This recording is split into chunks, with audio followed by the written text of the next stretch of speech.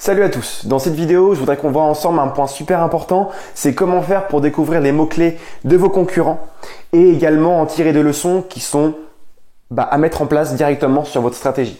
Alors dans cette vidéo on va voir ensemble comment faire pour trouver des mots-clés sur lesquels vos concurrents se placent, trouver des mots-clés qui soient intéressants sur lesquels se placer, mais également trouver des mots-clés en fait qui vont être vraiment intéressants dans le parcours d'achat de votre utilisateur. Donc on va également voir ce que c'est que le parcours d'achat pour ça. À la fin de cette vidéo, vous serez donc capable d'améliorer clairement votre référencement, d'avoir plus de contenu, de trouver des idées sur lesquelles se placer. Et pour ça, on est parti tout de suite avec la première étape, c'est qu'est-ce que c'est que la concurrence? Du moins en SEO.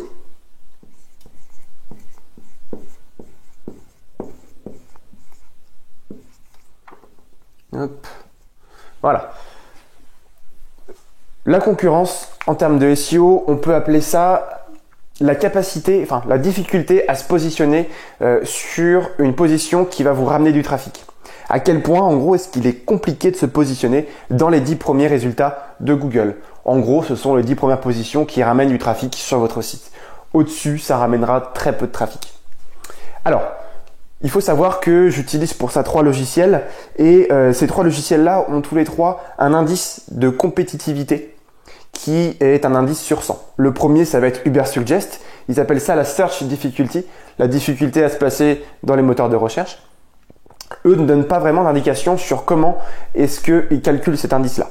Ensuite, on va avoir Rank Explorer. Eux, également avec leur indice sur 100, disent qu'ils récupèrent les données de Google AdWords. Donc, c'est probablement tout ce qui est données de SEA, de tout ce qui est campagne de liens sponsorisés. Et le troisième, mon préféré pour le coup, c'est Ahrefs. Donc, c'est très connu dans le milieu du référencement.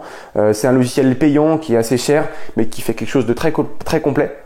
Et dans sa recherche de mots-clés, lui va analyser en gros les backlinks, l'autorité du site, mais également le contenu. Donc c'est vraiment le plus complet des 3 outils, mais également le plus cher.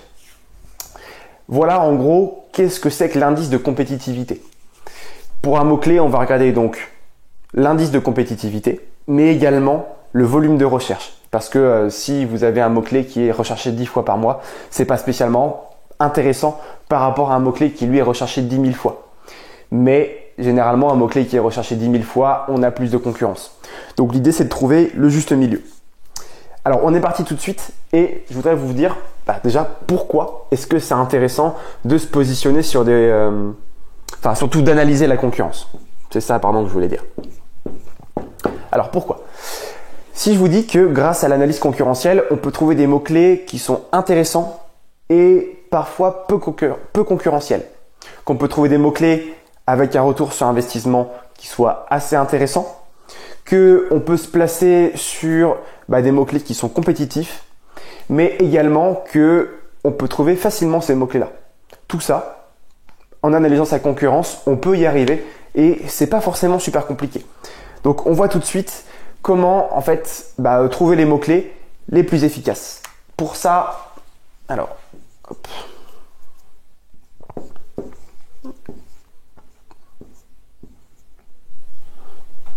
Voilà, trouver. On va mettre un joli R ici. Hop.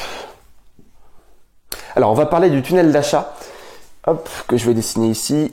Donc, on a donc 6 étapes. 6, 5, 4, 3, 2 et 1. Voilà. La première, c'est la prise de conscience. La personne est tombée sur peut-être un article, quelqu'un lui a parlé, il lui a dit voilà, tu as tel problème ou alors tu as tel besoin, tu as envie de trouver telle chose. Là, c'est la prise de conscience. Pour ça, il n'y a pas vraiment de mots-clés en fait qui correspondent. Donc, c'est une étape un petit peu intéressante. La deuxième, ça va être la découverte. C'est-à-dire qu'en gros, il va chercher des solutions pour ça. Donc, il va d'abord se renseigner sur son problème, sur son besoin. Ça va être surtout des mots-clés en fait informatifs. Comment faire ça? Comment trouver une solution à ça? C'est qu'est-ce que c'est que ça? Qu'est-ce qu'un psoriasis par exemple? Qu'est-ce que c'est? Qu'est-ce que j'ai? Quel est mon problème? Quel est mon besoin? Ça va être vraiment des mots-clés tournés vers l'information. Troisième étape, ça va être la comparaison et ça va être également l'évaluation. Pour ça, il va regarder des avis. Il va chercher aussi des comparaisons. Peut-être qu'il va pouvoir taper comparatif trottinette électrique par exemple. Peut-être qu'il va taper avis sur une marque, avis sur un produit, avis sur votre solution en fait. Il va peut-être également chercher des comparatifs, des avis, enfin bref, voilà. C'est vraiment ce qu'il va chercher dans cette étape 3, qui est en gros l'évaluation et la comparaison. Quatrième phase, ça va être l'intention. Là, il s'est dit, ok, j'ai un besoin, il faut que je passe à l'étape supérieure. En fait, c'est simplement une transition entre l'étape 3 et la 5. Et l'étape 5 qui devient importante, c'est l'étape d'achat. Là, il se dit, ok, il faut que je passe à l'achat. Donc, qu'est-ce qu'il va rechercher? Il va rechercher peut-être des réductions sur un produit, pour une boutique ou pour son produit. Il peut rechercher, par exemple, achat trottinette électrique, achat donc, du coup du modèle de sa trottinette électrique. Ça peut être où trouver tel produit, parce que peut-être qu'il n'ira pas acheter en ligne et qu'il ira acheter en physique, c'est aussi possible. Donc vous devez trouver des mots-clés qui correspondent à cette étape d'achat. Et la sixième, ça va être la fidélisation. La fidélisation, alors comment est-ce que ça se matérialise en mots-clés? C'est en gros des mots-clés où il va essayer de tirer un maximum d'avantages de votre produit. Si par exemple j'achète un robot à tout faire pour ma cuisine, comment est-ce que je peux utiliser ce robot-là? Quelles sont toutes les méthodes pour l'utiliser? Comment est-ce que fonctionne chacune des fonctionnalités de ce produit? Qu'est-ce que je peux faire comme recette avec? Donc il va essayer de chercher vraiment des avantages dessus. Ou bien peut-être qu'il a un problème avec et qu'il va essayer de résoudre son problème en cherchant des avis, des petits tutoriels, des techniques, des choses comme ça sur comment est-ce que il peut régler son problème. Voilà tout simplement pour ce parcours d'achat. Donc les étapes 2, 3, 5 et 6 sont les plus importantes. La 1, c'est une documentation sur un peu par hasard ou une chose qu'on aurait pu lui dire. Et la 4, c'est une étape de transition en fait, tout simplement.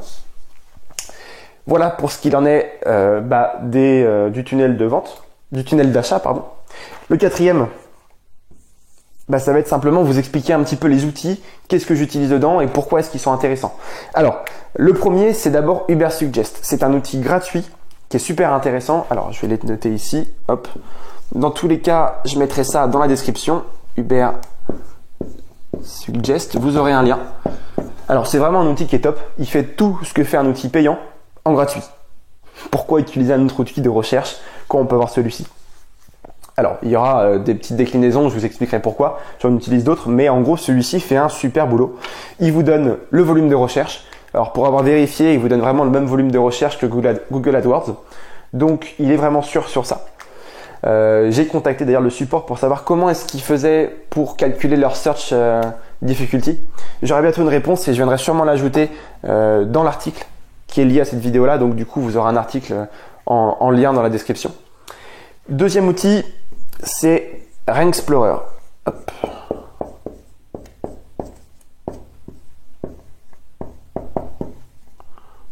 Ça, c'est un L. Voilà. Rank-Explorer. Alors, Rank-Explorer, c'est un outil qui travaille sur le référencement naturel, mais aussi le référencement payant.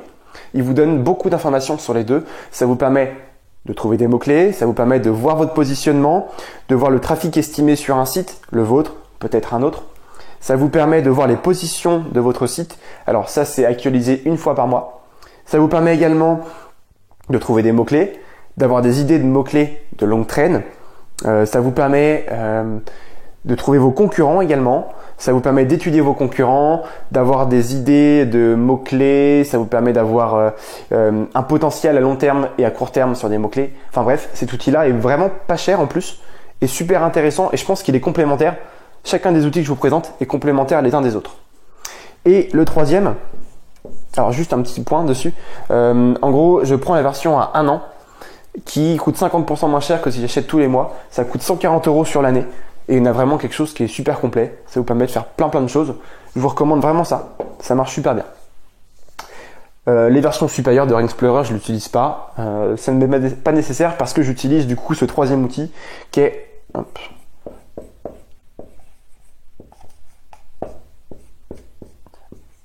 Ahrefs.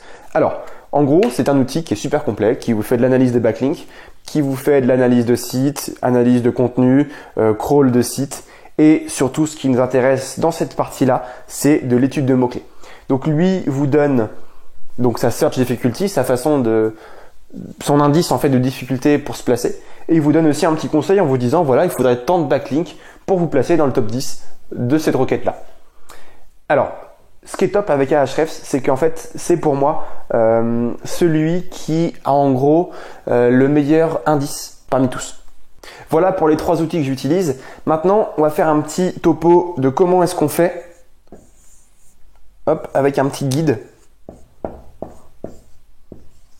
Voilà. Alors pour ça, la première idée, ça va être d'identifier en fait vos concurrents. Pour ça, j'utilise Rank Explorer. C'est top. Vous mettez un site et il vous donne en gros les concurrents de ce site-là. Donc idéalement, mettez votre propre site. La version gratuite vous donnera 5 concurrents. La version payante vous donnera toute une quantité avec un indice de concurrence. Et plus évidemment cet indice est fort, plus vous avez de la concurrence par rapport à cette personne-là, par rapport à ce concurrent. Première étape. Deuxième étape, ça va être de trouver les mots-clés. J'utilise à nouveau Rank Explorer pour ça. En gros, Rank Explorer, si vous tapez un site, il vous donne les 500 premières positions qui rapportent le plus de trafic à ce site en question. Donc, vous pourrez voir les positions sur lesquelles se placent vos concurrents et vous pourrez exporter tout ça pour mettre dans un fichier Excel. D'accord ? Troisième étape, ça va être de savoir si oui ou non les mots-clés que vous avez trouvés sont intéressants. Donc, vous avez trouvé par exemple 10 concurrents sur vos thématiques. Vous prenez 10 concurrents. Vous regardez chacune des positions. Vous exportez tout sur Excel. Vous mettez tout sur un fichier Excel. Vous supprimez les doublons.